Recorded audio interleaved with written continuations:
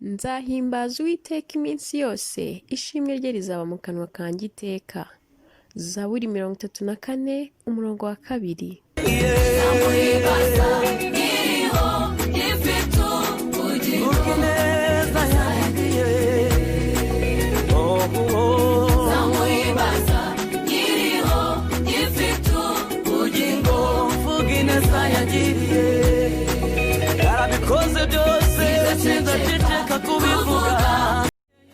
Dukurikire ijambo ry'Imana kuri Cobra Media TV ku cyumweru kugira ngo tumenye icyo Umwami Imana dushakaho.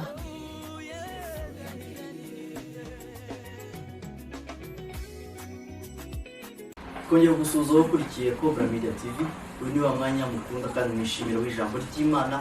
Dukomeje gushimira bene data bakomeza basakaza ubutumwa bw'Imana bafatikanyije natwe biciye mu gusharinga, mu gutanga comments ndetse no gukomeza batugira inama, badutera courage. Ibyo byose Imana izagenda ibibahembera. Iri ni ijambo ry'Imana mugenda mugezwaho buri cyumweru. Imana ikomeze guhumugisha bene data bakomeje kudufasha, kandi nawe mwene data ushobora kumva ino video no munsi, ndakwinjiza kugira ngo ukomeze gukora ivugabutumwa biciye mu gusharinga bene data kugira ngo wumve ijambo ry'Imana.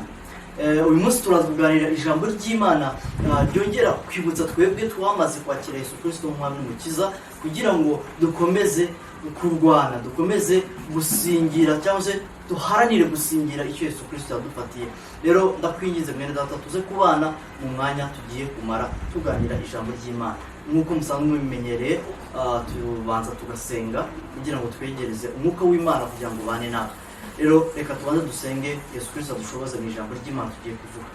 Mwami Yesu Kristo, tugushimiye ko utuboneye uno umwanya w'agaciro tugiye kuvuga iby'ubwami bwawe, tugiye kuvuga ijambo ryawe. Mwami Yesu Kristo, reka ntabe twebwe ahubwo umwuka wawe wera abashe kutuyobora kugira ngo tuvuge ibinezeza wowe Yesu Kristo, kandi nsaba umwuka wera kugira ngo aze kubana natwe, adutegeke, atuyobore. Ibyo tuvuga ntabwo ari twebwe ahubwo Mwami umwuka wera ari udukoresha. Bene data, umwuka wera akomeze abasobanurire biruta uko twe dushobora gusobanura. Mwami Yesu Kristo, reka ibyo dukora byose bize kuba ku bw'icyubahiro cyawe. Ni mu izina rya Yesu Kristo dusenze twizeye, amen. Haleluya.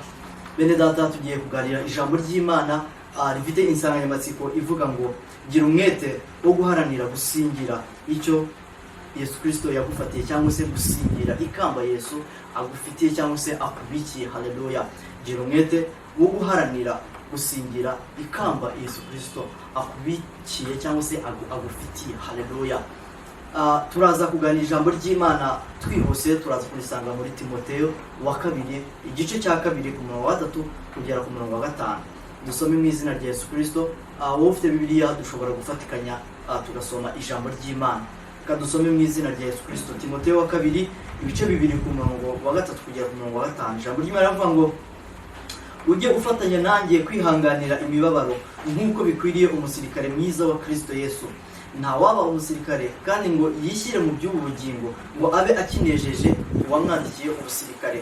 Kandi iyo umuntu ashatse kurushanwa mu bikino ntahabwa ikamba keretse iyo arushanijwe nk'uko bitegetswe. Amen. Haleluya. Bene data, iri ni ijambo ryiza nkunda cyane, ijambo rikomeza kutwibutsa turi abasirikare ba Kristo. Umusirikare afite uko agenda. Twe twamaze kwemera Yesu Kristo dufite indi identite dufite. Ntabwo turi abasivili hano mw'isi, ahubwo tugomba kuba abasirikare. Tugiye kureba hamwe impamvu hano bagiye bageranya abakristo nk'abasirikare ba Kristo. Ikintu cya mbere, ku murongo wa 3 ijambo ry'Imana rivuga ngo ujye ufatikanya nanjye ngo kwihanganira imibabaro nk'uko bikwiriye umusirikare mwiza wa Kristo. Avuga ngo ujye ufatikanya nanjye kwihanganira imibabaro. Bene data, turi mw'isi, abakristo turi mw'isi, ariko mw'isi si iwacu. Gusa mw'isi tuzahura na byinshi bitubabaza, byinshi bitugora, ariko umusirikare hari uko agenda. Bene data, twibukiranye bimwe mu byo abasirikare bakora. Umusirikare ashobora guca mu mvura, imvura ntayiteho akayihanganira. Abagiye mu makosi cyangwa se abagiye mu ngando barabibonye. Umusirikare ashobora kwivuruguta mu byondo akihangana. ibyo ngibyo nta muntu ubikora ngo biramuryoheye, ariko ni ukumutoza kwihanganira bimwe agenda acamo bimugoye kandi bigiye bivunanye umuntu usanzwe adashobora kwihanganira. Ariko abakristo natwe muri ino si duhura na byinshi bitubabaza, kandi Yesu Kristo yavuze ko ntabwo azigera adusiga, ahubwo azabana natwe. Bino bitubabaza byose Yesu Kristo ntabwo azadusiga twenyine, ahubwo azaza abane natwe ajya tuneshereza. Haleluya. Mwisi ijambo ry'Imana avuga ngo turi mwisi ngo tumeze nk'abana bari mu masega. Bishatse kuvuga ko turi mwisi ariko twanzwe n'abisi. Abisi barashaka kuduhohotera, ariko Yesu Kristo dusaba kwihangana. Ijambo ry'Imana rivuga ngo uwihangana akagera ku iherezo, uwo nguwo niwe uzanesha, cyangwa se niwe uzahabwa iriya kamba dutegereje Yesu Kristo azaduhereza. Haleluya. Ariko imibabaro mwisi ni ikintu tukwiye guhura nacyo, ariko Yesu Kristo adusaba kwihanganira guhura n'iriya mibabaro, tukayihanganira, ntitwihakane Yesu Kristo kubera imibabaro duhura nayo ku isi. Niba uri umukristo ntibivuze ko iteka ryose utazigera uhura n'ikibazo, ahubwo muri icyo kibazo ujye wiyambaza Yesu Kristo. Yesu Kristo azaba mu ruhande rwawe, azagutabara kandi azakugeza aho wifuza kugera, ariko nyuma na nyuma azaguheshe ikamba ry'ubugingo. Yavuze ngo ibi nibyo bikwiriye umusirikare mwiza wa Kristo. Yobu yarabivuze kandi nawe mu gice cya 7 ku murongo wa 1 avuga ngo nkiri mu isi ngo mbamfashe igihe mu ntambara. Yabivuze gutyo kuko mu isi turarwana. Umusirikare icyo akora ni ukurwana. Iyo twumvishe umusirikare twumva umuntu ufite imbunde, twumva umuntu ugiye kurwana n'umwanzi. Ku isi natwe rero dufite abanzi cyane, nkunze kuvuga batatu nibo bakomeye cyane. Abandi banzi bacu bose baturuka kuri abo. Umwanzi wa mbere tugira ni isi turimo. Isi turimo ibyo yifuza nibyo imibiri yacu yishimira, kandi ibyo imibiri yacu yishimira nibyo Shitani rimwe na rimwe akomeza gushaka gukoresha kugira ngo tugwe mu cyaha. Isi ifite byinshi umukristo adakwiye gucamo. Urugero, hari ibyaha byinshi tuvuge, hari ibintu dukora nk'ikintu cyo kubeshya, ibintu by'ubusambanyi bimaze gutera, ibi by'ubutinganyi bisigaye dusigaye n'ibindi byinshi dusigaye tureba bikadutera n'isoni, ukabona ni ibintu birenze ubwenge, ukabona abantu bataye umuntu. Iyo niyo si turimo. Turi mu isi isa n'Isodomu n'i Gomora. Cya gihe abatinganyi bari bamaze kuba benshi, n'ibindi byaha biba byinshi. Imana irebye mu isi iravuga ngo ahantu ngiye kuharimbura kuko hamaze kuba habi, hamaze kuba aho kwanga hakwiriye kurimburwa. Iyi si natwe turimo niyo turimo. Rero iradushuka. Umuririmbyi umwe yararimbye aravuga ngo iyi si imaze kweza uburabyo, ngo buragenda bumpamagara bumbwira ngo ninze nsorome. Uze gusoroma, usorome ku byaha. Ibyaha nibyo byuzuye mu isi muri iki gihe. Abantu batangiye koroshya ibyaha. Isi turimo batangiye koroshya ibyaha, bavuga ngo iki cyo ni icyaha, ngo ntabwo ari icyaha, ni gikomeye. Bakamara kuzana ibyaha bito n'ibinini, bamaze koroshya bimwe, ariko isi turimo iradushuka. Uwo ni umwanzi wacu wa mbere. Uwa kabiri ni umubiri wacu. Imibiri yacu yifuza gukora ibyo kamere yacu yishimira, kandi ibyo kamere yacu yishimira nibyo Imana yanga. Ibyo umwuka w'Imana ashaka nibyo imibiri yacu itifuza gukora. Rero umubiri wacu iteka wifuza ko dukora ibyaha. Pawulo yarabivuze avuga ngo buri gihe mba nifuza gukora ibyiza, ariko ibibi bikantanga imbere. Ni ukubera ko umubiri wacu udusaba gukora bya bindi Imana yanga. Uwo ni umwanzi wacu udashaka ko tubasha kugera ku byo Imana idushaka, cyangwa se ku gukora ugushaka kw'Imana. Rero uwo ni umwanzi wacu, nawe dusabwa kumurwanya tukamunesha. Byose tuzabinesheje iki? Yesu Kristo. Ijambo ry'Imana rivuga ngo Imana ishimwe kuko tuzatunesheshwa na Yesu Kristo, ariwe uzagenda uduha imbaraga. Umwanzi wacu wa gatatu ni Satani. Satani azakumvisha ibyaha, akumvisha ukuntu atari ibyaha, akumvisha ukuntu abantu bajya bakabya, akumvisha ukuntu Imana nayo irenze urugero, bimwe na bimwe bitagakwiye kwitwa icyaha. Nabo nyine wumve afite rezo. N'ibindi byinshi Shitani azagenda agushuka, akumvisha ko adashaka kugira nabi, ahubwo ashaka gutuma utera imbere mu buryo runaka. Rimwe na rimwe ushobore kuba wakora ibyo Imana itishimira. Ariko bene data, navuze ngo ijambo ry'Imana ryatubwiye ngo twihanganire ibi ngibi bitugora. Dukomeze kuba abasirikare. Haleluya. Umuririmbyi umwe wo mu ndirimbo zo mu gushimisha yaririmbye indirimbo aravuga ngo njye ndi umukristo ngo mu ntambara ngo ndarasana n'ibyaha, ndasana n'ibyaha, ngo mfite umugaba ngo ni Yesu Kristo, nituba hamwe ngo nzahora nesha. Haleluya. Nzahora nesha, nesheshejwe na Yesu Kristo, niwe mugaba mukuru, niwe uzanshoboza ibyo ntakwishoboza. Haleluya. Ku murongo wa 4 yavuze ngo nta waba umusirikare kandi ngo yishyire mu by'ubugingo ngo abe akinejeje uwamwandikiye ubusirikare. Haleluya. Hari bene data b'abakristo benshi bamaze kujya mu by'ubugingo, umuntu akaba umukristo mu gice cy'umunsi, ikindi gice cy'umunsi akaba umupagani, igice kimwe agakora iby'Imana ashimira, ikindi gice cy'umunsi agakora ibyangwa n'Uwiteka. Ibyo rero binyibutsa Abanikolayiti nibo bamaze kuba abakristo batangiye kubona umuntu ari gutotezwa batari ku bundi twakoze iby'abandi bashaka, twakoze iby'isi ishaka, twakoze ibyo bariya batizera Imana bashaka, ariko tugakomeza ngo ku mutima ngo twiyita ko turi abakristo. Bakagenda igice kimwe bagakora iby'Imana yanga, ubundi bakagaruka bakiyita abakristo bagakora ibyo Imana ishima. Ariko abo ngabo nibo biragiye yita akazuyaze. Rero bene data, niba twaremeye gukorera Yesu Kristo, tukemera guhaguruka ngo tujye ku rugamba, tuzagere ku ntumbero yacu cyangwa se ku ntego twifuza kugera mu bwami bw'ijuru, kugera kuri Yesu Kristo, ngo dufate ikamba ndetse n'ibindi byinshi yatubikiye. Ijambo ry'Imana tubwira ngo iby'amaso yacu atarabona, iby'amatwi yacu atarumva, ibyo nibyo yatubikiye twebwe abayikunda. Haleluya.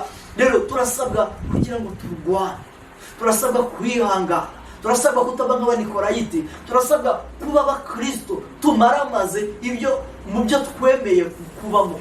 Niba turi abakristo tugende nk'abakristo, tuvuge nk'abakristo, tubeho nk'abakristo, ubuzima bwacu bubu bw'abakristo, tube mu isi yanduye, umubiri wacu udutegeka gukora ibyangwa n'Uwiteka, ariko twebwe tugenda tubirwanya byose. Satani amenye ko twemeye gukurikira Yesu Kristo kandi turi abasirikare biyemeje kurwana intambara hano ku isi, kandi tuzanesheshwa na Yesu Kristo nk'uko umuririmbyi yaririmbye avuga ngo nituba hamwe na Yesu Kristo nzahora nesha. Haleluya. Rero ngo nta muntu ushobora kuba umusirikare mu narangiza ngo yishyire mu by'ubugingo w'abakinejeje uwamwandikiye ubusirikare. Rero iyo umuntu ari umusirikare, navuze ngo turaza kuganira ku musirikare cyane.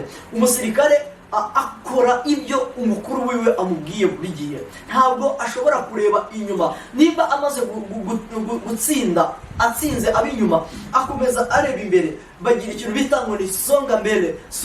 Ntabwo ajya areba inyuma, ko arebye inyuma ntiyite ku uwo bari kurwana, ashobora kumurasa bitunguranye, ariko arasaba kureba imbere. Rero na Luka yabivuze aravuga ngo nta muntu waba ufashe isuka. Ni Luka igice cya 9 ku murongo wa 62. Ijambo ry'Imana rivuga ngo nta waba afite isuka umuntu arahiza ngo arebe inyuma, afite isuka unahiza ngo arebe inyuma, ngo uwo nguwo ntabwo akwiriye ubwami bw'ijuru. Rero bishaka kutubwira ngo niba tumaze kwemera kuba abasirikare ba Kristo, niba tumaze kwemera gukorera Yesu Kristo, mureke dusonge mbere, mureke turebe imbere, dukomeze imbere, twe kureba inyuma, ahubwo dukomeze dutumbiriye ibyo Yesu Kristo yadufatiye. Ndabizi neza ko Yesu Kristo yatubikiye byinshi byiza. Yesu Kristo mu byahishuwe agenda avuga ngo unesha nzamuha manu ihishwe, unesha nzamuha kujya ku mbuto z'igiti cy'ubugingo, n'ibindi byinshi. Ni byinshi Yesu Kristo adufitiye, ariko kugira ngo tubashe kubigeraho turasabwa kunesha.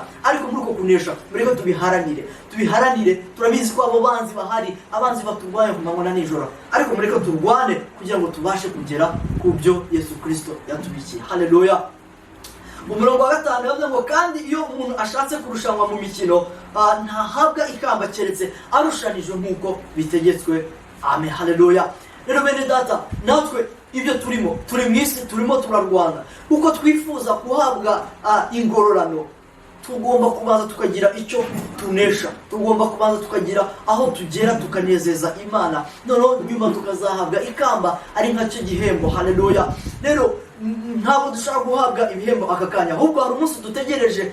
Yesu Kristo yavuze ngo ndaza gutanga ingororano kugira ngo ngorore buri wese ibikoranye n'ibyo yakoze. Icyo gihe twese tuzaba twarangije urugamba, ariko tugomba kubasha gukora uko dushoboye kugira ngo tuzaruneshe urugamba. Rero bene data, mureke dukomeze kurushanwa, dukore uko dushoboye. Hari ikintu cyabidushoboza rero kugira ngo turushanwe inyuma na nyuma tubashe kugera ku ntego twifuza, ariko guhabwa ubwami bw'Imana, ubugingo buhoraho, cyangwa se kwambikwa ubugingo, kwambikwa ikamba Yesu Kristo yadusezeranije. Ariko kandi hari n'ibindi byinshi Yesu Kristo aduhishiye twe tutari twamenya. Ndakwizeza mwene data, ni byiza, ndifuza ko wowe nanjye tuzabisangira Yesu Kristo akabiduhereza. Haleluya. Ariko hari ikintu dushobora gukora rero kugira ngo tubashe kubigeraho bene data. Nibanga nshaka kukwibira mwene data, nawe gusaba kugira ngo uryibire mugenzi wacu. Haleluya. Ibyo ngibyo turabisanga mu Abafilipi igice cya 3:12 dusoze ku 14. Reka twumve ibyo Paulo atugira inama kuba twakoresha kugira ngo tuzabashe guhabwa ikamba ry'ubugingo. Haleluya. Ijambo ry'Imana rivuga ngo suko maze guhabwa cyangwa ngo mbe maze gutunganywa rwose, ahubwo ndakurikira kugira ngo ahari mfate icyo Kristo yamfatiye. Mwumve ibanga bene data, sinibwira yuko maze kugifata, ariko kimwe cyo nibagirwa ibiri inyuma ngasingira ibiri imbere.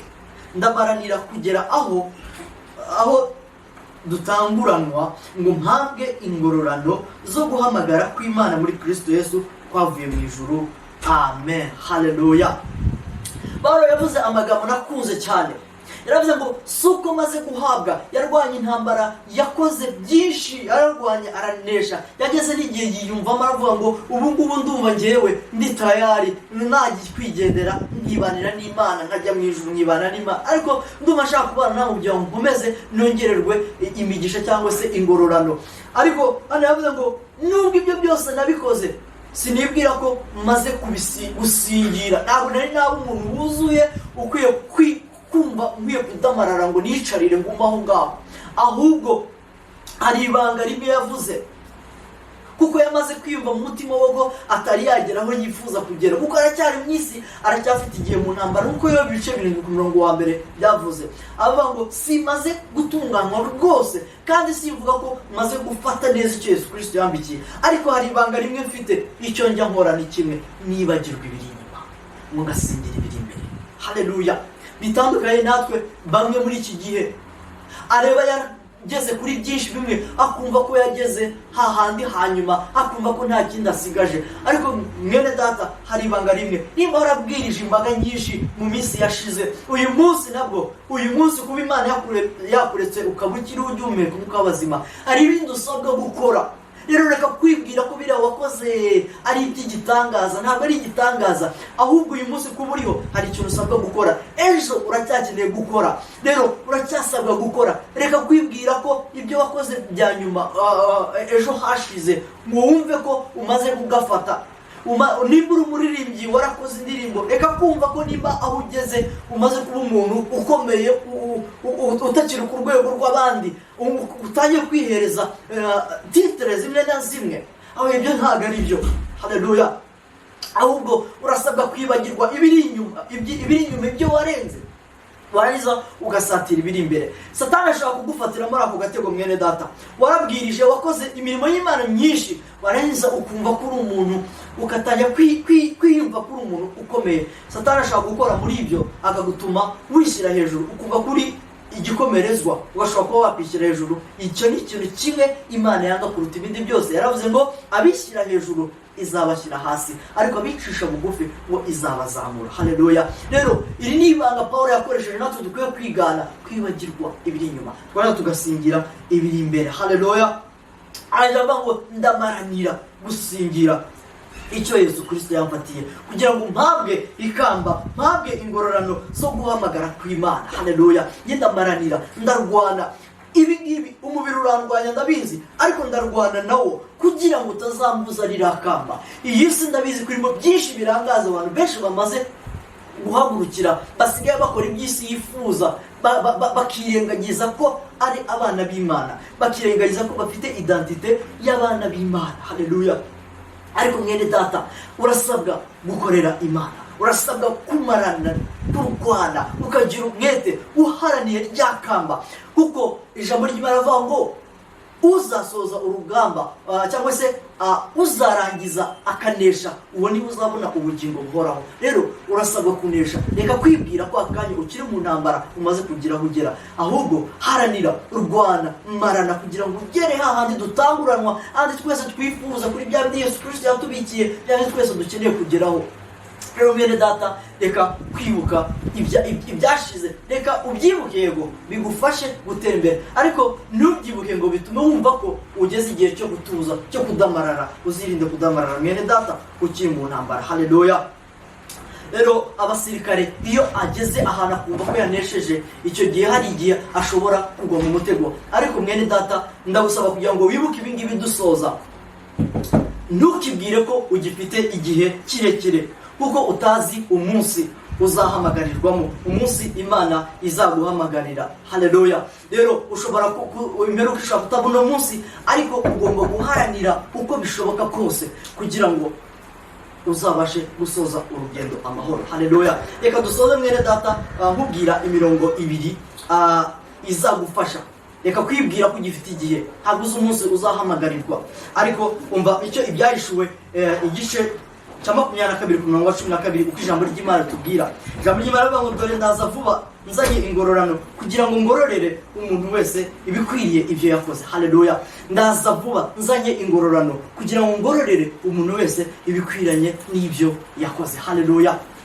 Rero urasabwa mwene data kumenya ko Yesu Kristo araza vuba. Reka kwibwira ko agifite gutinda, ahubwo kora uko ushoboye kose kugira ngo tuzabashe kwakira Yesu Kristo mu kugaruka kwiwe. Dusoreze mu byahishuwe igice cya 3:11. Ijambo ry'Imana rivuga ngo ndaza vuba, komeza ibyo ufite hatagira ugutwara ikamba ryawe. Haleluya. Dore ndaza vuba, komeza ibyo ufite hatagira ugutwara ikamba ryawe. Reka kureba inyuma nka wandi ufite isuka, wandi ijambo ry'Imana yavuze ngo ngo ntakwiye kubona ubwami bw'ijuru. Niba afite isuka yareza ngo akareba inyuma, kiriya gihe ashobora kudakora umurimo we neza. Cyangwa umusirikare ntabwo yaba afite imbunda ari kurwana, wakomeze kureba inyuma. Rero songa mbere, mureke dukomeze turebe imbere, ukomeze ibyo ufite mwene data, kandi wirinde hatagira ugutwara ikamba ufite. Twavuze ko dufite abanzi benshi, navuze umubiri, Satani, ndetse n'isi turimo idushuka ku manywa na nijoro. Reka ngusabe kugira ngo mwene data ukomeze kuba umusirikare mwiza Yesu Kristo yishimira. Reka kwishyira mu by'ubugingo bishobora kuba byatuma ubura rya kamba, ngo bishobora kuba byatuma unyagwa rya kamba. Satani ku manywa na nijoro twarabivuze, Satani n'umujura arashaka kukwiba ikamba ryawe, ariko gira umwete uharanire kugira ngo uzabashe gufata biriya Yesu Kristo akubikiye, biriya Yesu Kristo ashaka kuguha, biriya yaguhishiye. Rero ibuka ko Yesu Kristo araza vuba. Reka kwibwira ko gifite igihe, ntabwo uzi umunsi uzahamagarirwa, nubwo imperuka itazi uno munsi, ariko ntuzi igihe uzahamagarirwa. Rero uko dutegereje kugaruka kwa Yesu Kristo, mureke dukomeze turwane kugeza dushoje, Yesu Kristo azabashe kuduhereza ikamba ry'ubugingo. Imana yo mu ijuru ibahereze umugisha. Amen. Reka dusenge, kandi ndagusaba mwene data kugira ngo ukomeze gusangiza bene data ijambo ry'Imana, kugira ngo nabo ahari benshi wabakura mu byaha, ukabakura mu mwijima, mu bwami bwa Satani, bakagaruka nabo mu bwami bw'umucyo wa Yesu Kristo. Reka dusenge, ijambo ry'Imana ribaganze, kandi Imana ibahe umugisha. Ndagushimiye Yesu Kristo ko utwemereye kuvuga ijambo ryawe. Ndagushimiye ko washatse kongera kwibutsa abasirikare bawe kugira ngo twitware neza, kugira ngo tuzabashe kunesha intambara turimo yo kurwanya ibyaha, ibyo Satani ahora atwoherereza, iby'isi idushukisha, ndetse n'imibiri yacu ituma tudakora ugushaka kwawe. Ndagusaba kugira ngo ukomeze kudushoboza mwene data wese wumvishije ijambo ryawe, kugira ngo ubashe kumuhindura, ubashe kumuhereza imigisha. Mwami Yesu Kristo, hereza imigisha bene data bose bafatikanye natwe mu gusakaza ubutumwa bwiza. Mwami Yesu Kristo, ikiruta byose ndagusaba ngo ukomeze kudushoboza kunesherezwa nawe Yesu Kristo, kugira ngo tubashe kuzahabwa ikamba wadusezeranije, ndetse n'ubugingo buhoraho. Mwami Yesu Kristo, Mana ndagusaba kugira ngo umwuka wawe wera akomeze gushoboza buri wese wumvishije ijambo ryawe. Mwami Yesu Kristo, icyubahiro kibi cyawe Mwami, ibyo dukoze byose reka ntabe ari twebwe, icyubahiro kikomeze kibi cyawe Mwami Yesu Kristo. Ni mu izina rya Yesu Kristo dusenze twizeye Papa, amen. Imana ibahe imigisha.